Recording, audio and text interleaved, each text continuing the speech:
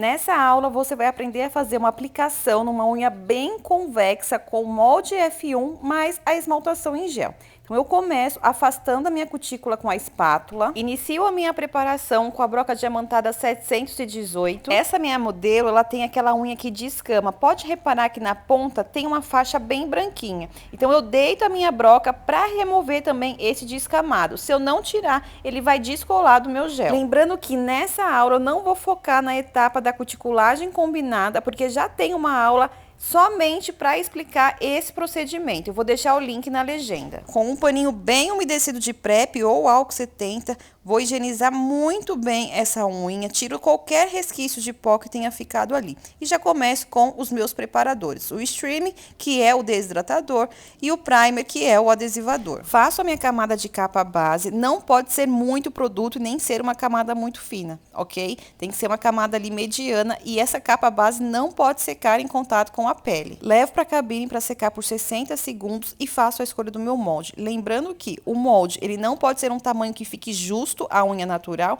nem que fique muito grande. Ele precisa ultrapassar pouca coisa a parede lateral. Como essa unha é muito convexa e naturalmente ela vai precisar de uma quantidade maior de produto, eu começo passando ali uma camada pincelada do gel. Pego uma pérola mediana de produto e centralizo esse gel em toda a estrutura da unha para fazer a minha acoplagem. Você vai encaixar primeiro ali na região da cutícula. Assim que sentiu firmeza, você vai baixando esse molde até ele ficar reto e coloca para secar. Agora, com o dedo ao contrário, eu vou construir a minha borda livre. Observa que tem uma pontinha de borda livre da unha natural da minha modelo. Essa ponta, por ser convexa, por ser caída, ela não está em contato com o molde. Então tem um vão ali entre a unha natural e o molde que precisa ser preenchido com gel. Esse tipo de unha vai mais quantidade de gel do que o normal mesmo para a gente retificar essa ponta caída. Quando a gente tirar o molde, você vai perceber que ela vai estar bem retinha. Levei na cabine por 60 segundos e agora vou tirar o molde. Olha só a diferença dessa unha comparada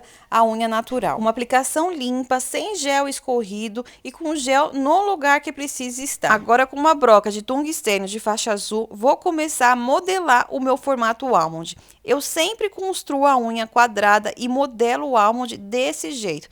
Eu tenho a sensação de que quando a gente constrói o formato almond direto no molde, nem sempre ele fica com a ponta simétrica ali, bem centralizada. Tiro as quinas com a broca e agora com a lixa, inclinada a 45 graus, eu vou dar o formato da minha ponta. A almond precisa ter o arrebitado de ponta, porque essa é a característica desse formato. Em seguida, eu lixo as paredes inferiores para elas ficarem bem retinhas. Repito essa etapa dos dois lados, lembrando que a parede lateral ela não vai ficar totalmente reta, ela fica levemente inclinado para fazer aquele afunilado da ponta. De perfil, a sua almond precisa estar com essas características: reta na parede inferior, inclinada na ponta, e essa quininha agora a gente vai arredondar para ligar esses dois pontos, fazendo uma curvatura mais suave ali, que vai dar aquele aspecto do arrebitadinho da ponta. E agora, com a lixa reta, eu vou dando o acabamento final nesse formato, ajustando o que for necessário, olhando bem para que a ponta, para que a curvatura ali da almond esteja bem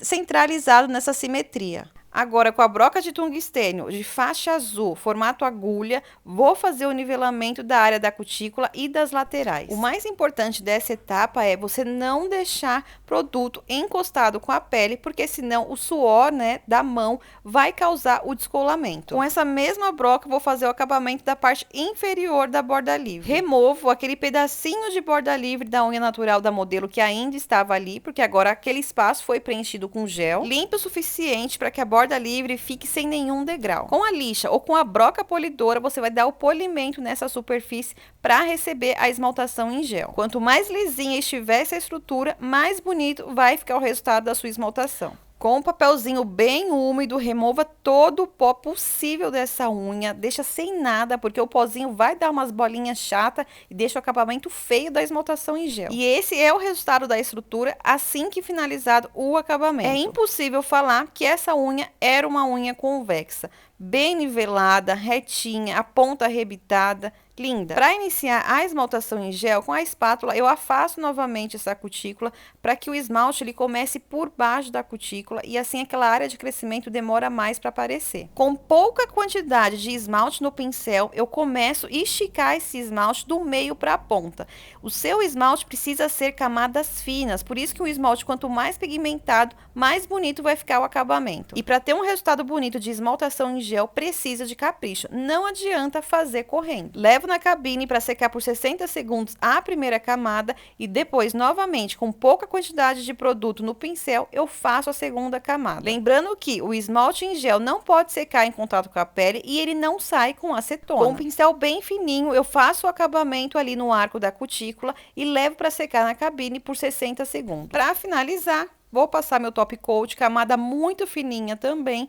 E com pincel fininho eu também faço acabamento no arco da cutícula. E o segredo para ter um acabamento de ponta bem fininho, mesmo depois da esmaltação em gel, é voltar com a lixa. Qualquer produto que seca dentro da cabine, ele encolhe, ele recua depois de seco. Então você dá uma lixadinha para nivelar, para igualar, né, a esmaltação em gel com a estrutura. E aí a sua ponta vai ficar fininha desse jeito. E esse foi o resultado final. Com certeza foi uma das unhas mais difíceis que eu já fiz pelo grau de caimento dessa ponta. Se essa aula foi útil para você, não se esqueça de se inscrever porque é muito importante para mim. Até a próxima!